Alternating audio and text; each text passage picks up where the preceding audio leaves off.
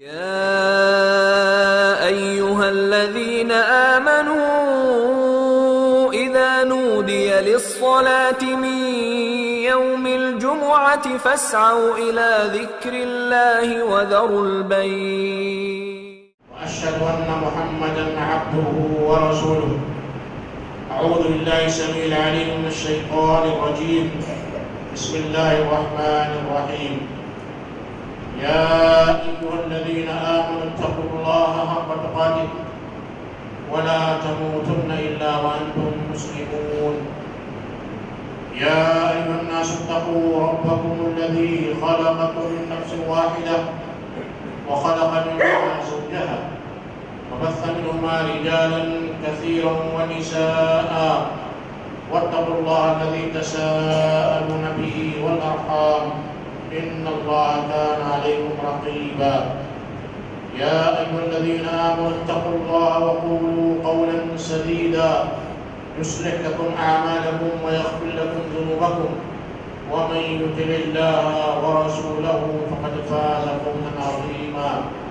أما بعد فإن خير الحديث كتاب الله وخير الهدي هدي محمد صلى الله عليه وسلم وشر الأمور محدثاتها وكل محدثة بدعة وكل بدعة ضلالة وكل ضلالة في النار. ہر قسم کی بزرگی بڑائی دوسنا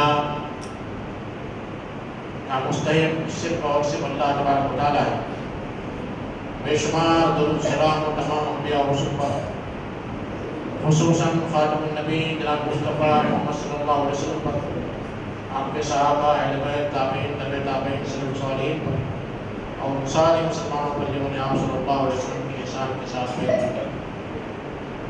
بھائیوں، بزرگوں، نوجوانوں، عزیز بچوں اور محترم خواتین، آج جمعہ کے اس موقع پر میں لباس کے تعلق سے ایک باتیں آپ کے سامنے عرض کروں گا.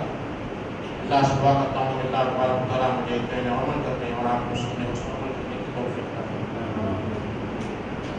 لباس کے تعلق سے اللہ تبارک و تعالیٰ فرماتا ہے اعوذ باللہ من الشیطان الرجیم یا بنی آدم قد انزلنا علیکم لباسا یواری سوآتکم وریشا ولباس التقوی ذلک خیر.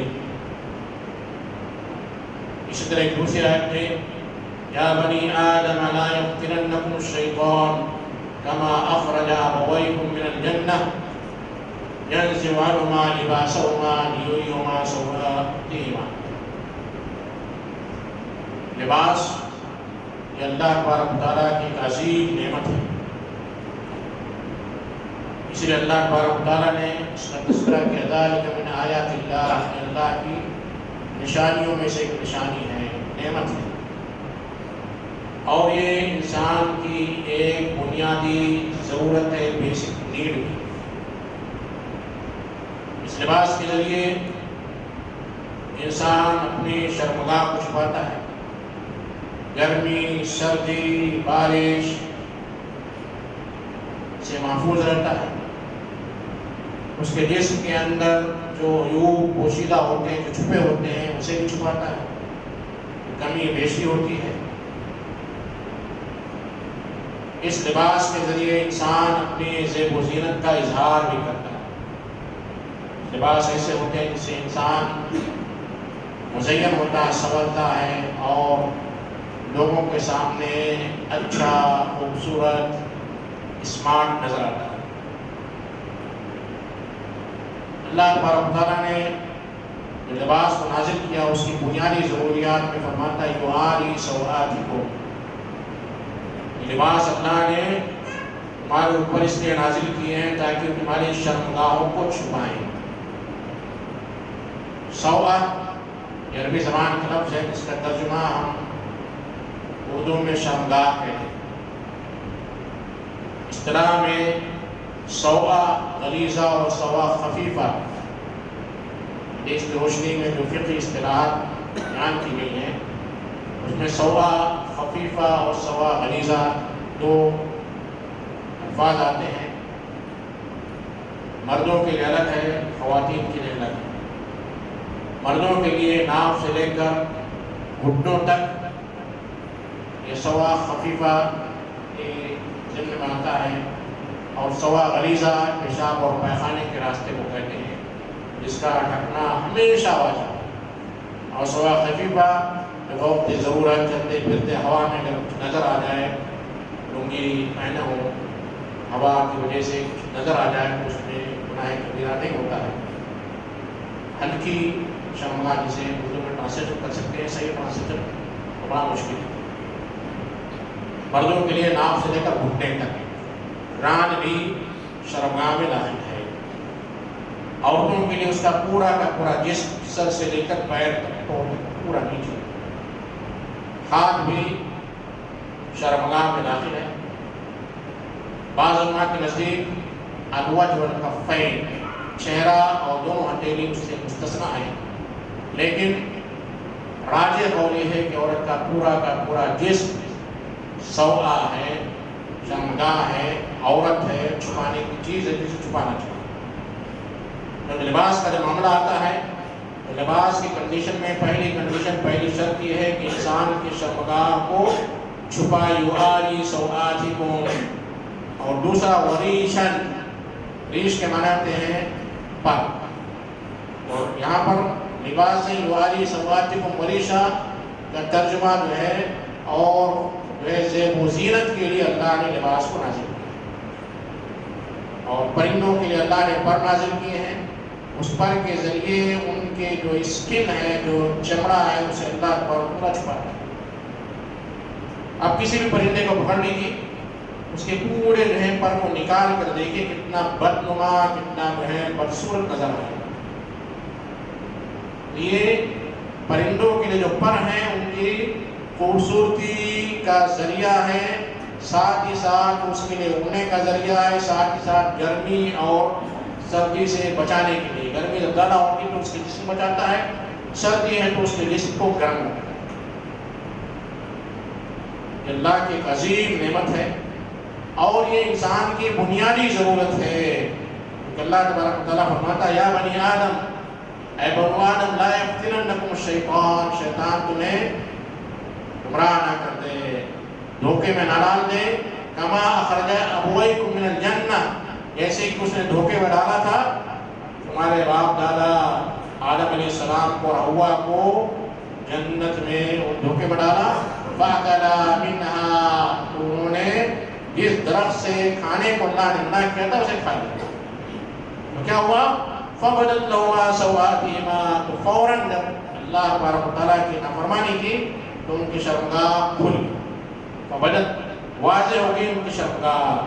وَطَفِقَا يَخْصِفَانِ عَلَيْهِمَا مِنْ وَرَقِ الْجَنَّةِ، کیونکہ بنیادی ضرورت تھی تو آدم اور حوا نے جنت کے پتوں سے اپنی شرمگاہ کو ڈھانپنا شروع کیا. اسی لیے جیسے بھی انسان پاجامہ گر جائے، لنگی کھل جائے، فوراً کا فوراً اسے جو ہے شرمگاہ کو چھپانے کی کوشش کرنی چاہیے، باندھنا چاہیے. متفقہ یخصفان علیہما من ورق الجنہ، جنت کے پتے تھے، اس سے آدم اور حوا اپنی شرمگاہ کو چھپانے لگے. اس آیت میں اللہ تبارک و تعالیٰ نے لباس التقویٰ کہا، اور تقویٰ کا لباس ذالک خیر، یہ سب سے بہتر ہے. تقویٰ کا لباس، اس کی وضاحت کرنے جائیں گے تو بہت ساری مسائل ہیں. تقویٰ کا لباس مثال کے طور پر ایک انسان نماز نہیں پڑھتا ہے، اس سے اس کے رشتہ دار پوچھے کہ تم نماز پڑھتے ہو، منگنی ہے، رشتے کی بات ہو رہی ہے، وہاں پر اسے چھپانا پڑے گا. نہیں پڑھتا ہے، اگر پڑھتا ہے تو کہے گا ہاں میں پڑھ رہا ہوں، وہ ایک وہ ظاہر ہو گیا، نظر آ گیا. لیکن اگر نہیں پڑھ رہا تو چھپانا پڑے گا. بہترین لباس تقوی کا لباس ہے، دینداری کا لباس ہے، اللہ اور اللہ کے رسول پر عمل کرنے کا لباس ہے. انسان کوئی برائی کرتا ہے، کوئی گناہ کرتا ہے تو اپنے آپ کو چھپاتا ہے، ہائڈ کرتا ہے، تاکہ لوگوں کو اس کے بارے میں معلوم نہ ہو کہ وہ گناہ کر رہا ہے. بہترین لباس انسان کا یہ ہے کہ انسان اللہ اور اللہ کے رسول کی اطاعت کرے اور لوگ اس لباس کو، تقوی کے لباس کو دیکھ کر اس کی اقتداء کریں، اس کو فالو کریں، اسے نمونہ بنائیں، اسے دوست بنائیں، اپنا جو ہے رازدار بنائیں، اس کے ساتھ اٹھے بیٹھیں اس سے رشتہ داریاں کرے، لباس التقویٰ ذالک من آیات اللہ، اللہ کی نشانیوں میں سے ایک نشانی ہے۔ یہ ہے لباس کا مفہوم، لباس کی اہمیت اور لباس کی ضرورت۔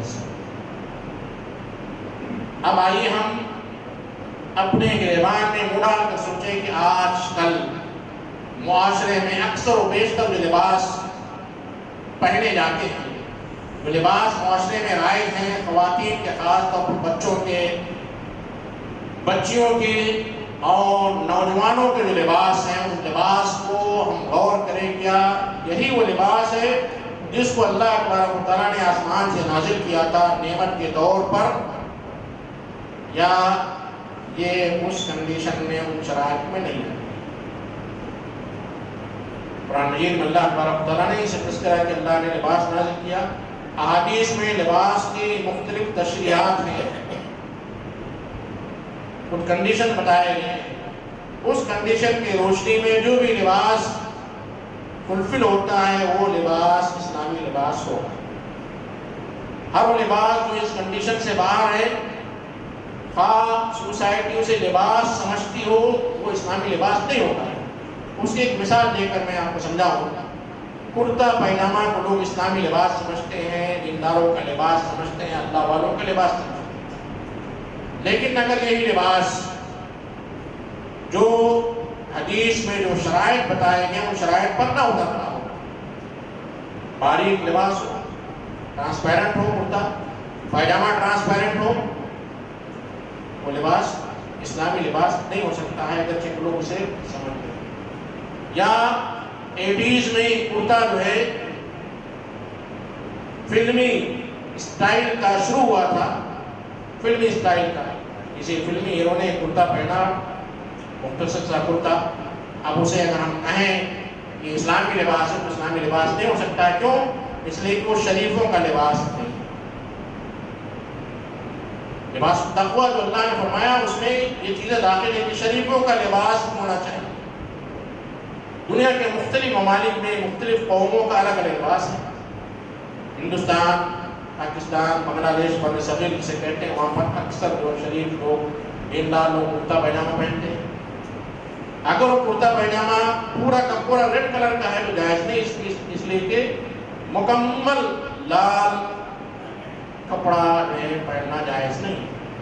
تو معلوم ہوا کہ کچھ بنیادی شرائط ہیں جن شرائط پر جو بھی لباس اترتا ہو، خواہ وہ پینٹ شرٹ ہی کیوں نہ ہو، خواہ وہ عربی جبہ ہی کیوں نہ ہو، خواہ وہ کرتا پائجامہ ہو، پٹھانی سوٹ ہو، یا جو افریقہ کے ممالک میں جبہ ہوتا ہے جو ہندوستان میں خاص طور خواتین کے جو سوٹس ہوتے ہیں اسی سے بنایا جاتا ہے۔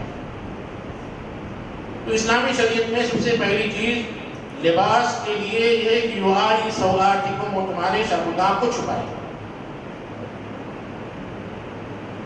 یہاں پر شرمگاہ کی کلر کو چھپانے کی بات نہیں، شرمگاہ کو چھپائے، یعنی اتنا ڈھیلا ڈالا ہو کہ اس سے انسان کی شرمگاہ کے نشو و فراز، اپس اینڈ ڈاؤنز نظر نہ آتے، اس کا فگر واضح نہ ہو۔ کچھ لباس ایسے آتے ہیں جس سے انسان کا فگر واضح ہو جاتا ہے۔ ٹائٹ پینٹ ہے، جینس ہے، جب انسان پہنتا ہے تو اس کے پورے فگرز نظر آتے ہیں، نشو و فراز نظر آتے ہیں۔ ایسا ٹائٹ پینٹ شرٹ یا کرتا پائجامہ ہی کیوں نہ ہو، وہ شرمگاہ کے کلر کو جو چھپاتا ہے لیکن شرمگاہ کو نہیں چھپاتا۔ پہلی کنڈیشن یہ ہے کہ وہ شرمگاہ کو چھپائے، شرمگاہ کے کلر کو نہ چھپائے۔ پہلی کنڈیشن ڈھیلا ڈالا ہو، ایسا ہو کہ اس سے آپ کے اعضاء کے نشو و فراز جو ہے ظاہر نہ ہو۔ اب آپ دیکھیں کہ بعض جینس آتے ہیں جسے ڈینجرس لو جینس کا نام لیا جاتا ہے، جب انسان پہنتا ہے تو ناف کے نیچے سے باندھنا پڑتا ہے اور جب سجدے میں جاتا ہے کچھ سوئی نظر آ جاتا ہے۔ ایسا لباس پہننا حرام ہے، چونکہ سری یہ عورتیں غلیظہ ہے جسے کبھی بھی جو ہے ایکسپوز نہیں کیا جا سکتا، دکھایا نہیں جا سکتا ہے۔ ایکسیپشن یہ ہے کہ کوئی میڈیکل ضرورت ہے آپریشن سے، یا وہاں پر پھوڑا ہو گیا، اس صورت میں آپ چند مخصوص لوگوں کو جو اس کے ذمہ دار ہیں، جو امانت دار ہیں، جو آپ کے جو ہے حسن جمال کو بیان نہ کرنے والے ہوں گے، ان کے پاس آپ اسے دکھا سکتے ہیں، اسے ایکسپوز کر سکتے ہیں۔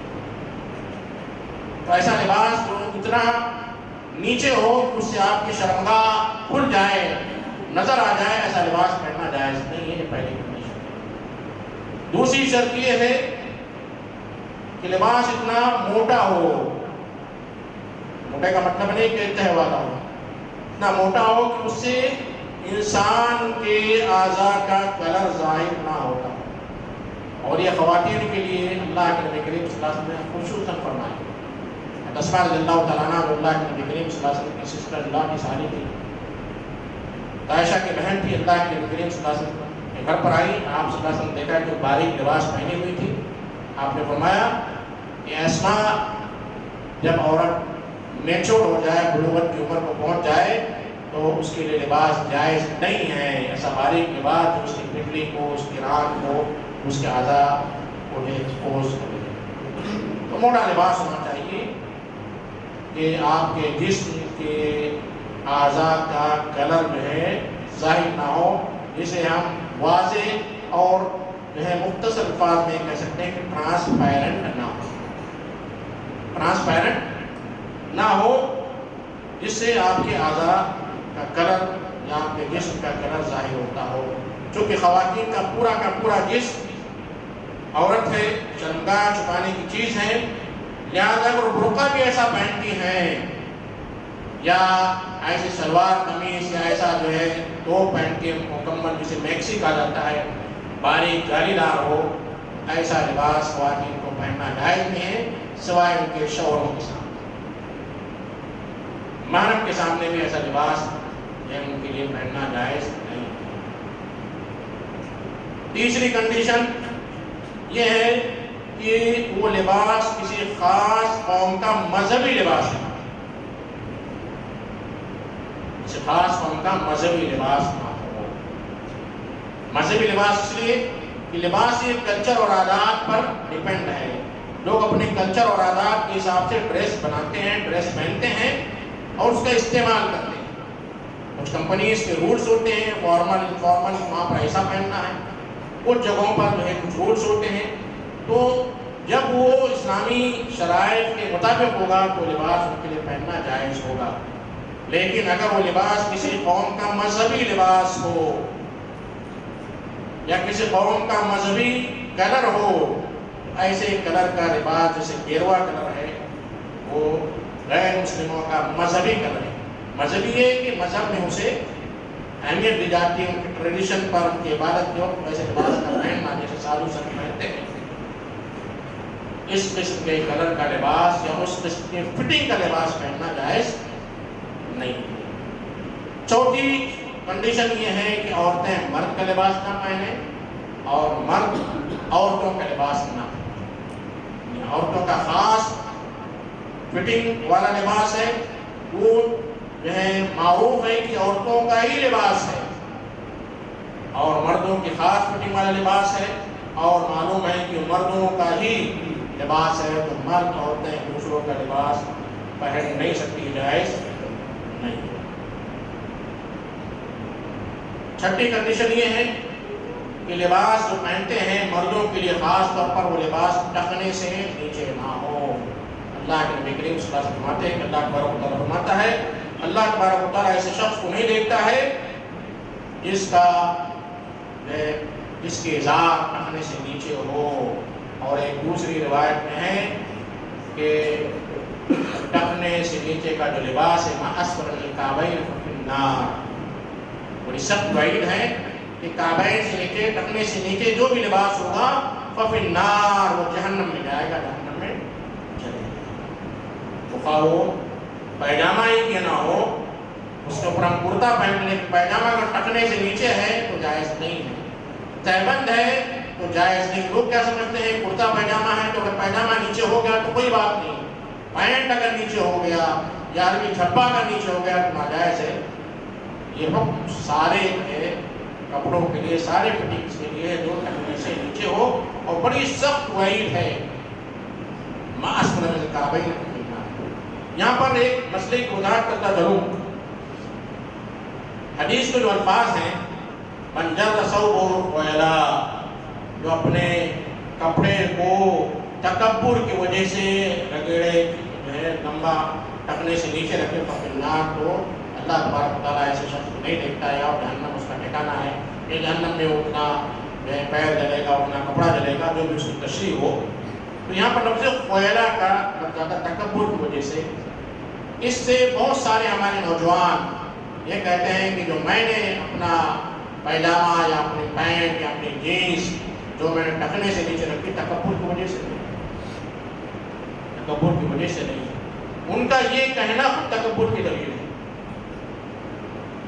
کون ڈیسائیڈ کرے گا کہ یہ تکبر کی وجہ سے ہے یا نہیں؟ اللہ کے نبی کریم صلی اللہ علیہ وسلم کے پاس ابو بکر رضی اللہ تعالیٰ عنہ آئے.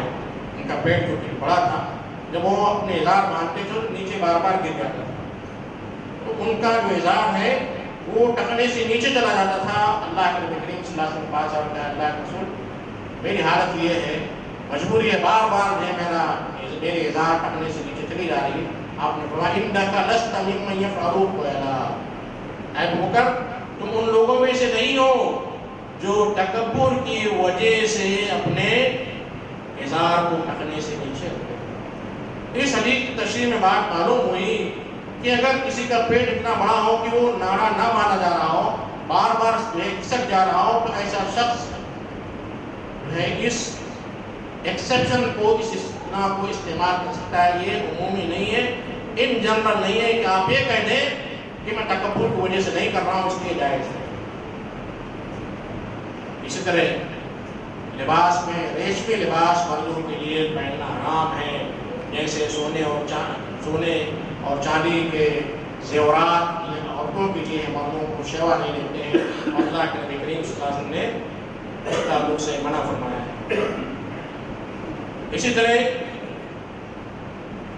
یہ بنیادی شرائط ہیں، اگر ان شرائط پر وہ فٹنگ و لباس کرتا ہے تو اسے آپ پہن سکتے ہیں، وہ کسی کا بھی لباس نہیں. اس سلسلے میں ایک وضاحت کرتا چلوں کیونکہ بڑا اہم مسئلہ ہے کہ ہمارے بہت سارے احباب، بہت سارے نوجوان یہ سمجھتے ہیں یا بہت سارے علماء یہ سمجھتے ہیں کہ پینٹ شرٹ یہ اسلامی لباس نہیں، اس کا پہننا جائز نہیں ہے. اس کے تعلق سے آپ یہ بات سمجھ لیجیے کہ پینٹ شرٹ یہ کسی قوم کا مذہبی لباس نہیں، کسی بھی قوم کا مذہبی لباس نہیں ہے. اس یا تو آپ جو ہے مذہبی لباس کی تعین کہاں سے کریں گے؟ قرآن میں ہے تو اسلامی مذہبی لباس ہوا، حدیث میں ہے تو اسلامی مذہبی لباس ہوا، توریت اور انجیل میں ہے تو یہودیوں اور عیسائیوں کا مذہبی لباس ہوگا. یہ جو فٹنگ ہے یہ کسی مذہبی کتاب میں نہیں ہے، یہ کسی قوم کا خاص لباس ہے، مذہبی لباس. لہذا اگر یہ لباس ان کنڈیشن پر، جو کنڈیشن میں نے آپ کے سامنے ذکر کیا، فلفل ہوتی ہے تو ایسا لباس آپ پہن سکتے ہیں، اس میں کوئی حرج نہیں ہے. نماز بھی باقاعدہ اس میں آپ پڑھ سکتے ہیں. لیکن یہاں پر ایک چیز یاد رکھیے کہ اللہ تبارک و تعالیٰ فرماتا ہے یا بنی آدم خذوا زینتکم عند کل مسجد، اے بنو آدم ہر مسجد میں آنے کے وقت زیب و زینت اختیار کرو. زیب و زینت کا مطلب یہ ہے کہ انسان زیب و زینت کب اختیار کرتا ہے؟ کوئی مہمان اس کے پاس آتے ہیں، دوست احباب کی محفل میں بیٹھتا ہے، شادی بیاہ میں جاتا ہے، ایسے وقت جو لباس پہنتا ہے وہی لباس پہن کر آپ کو مسجد میں بھی آنا چاہیے.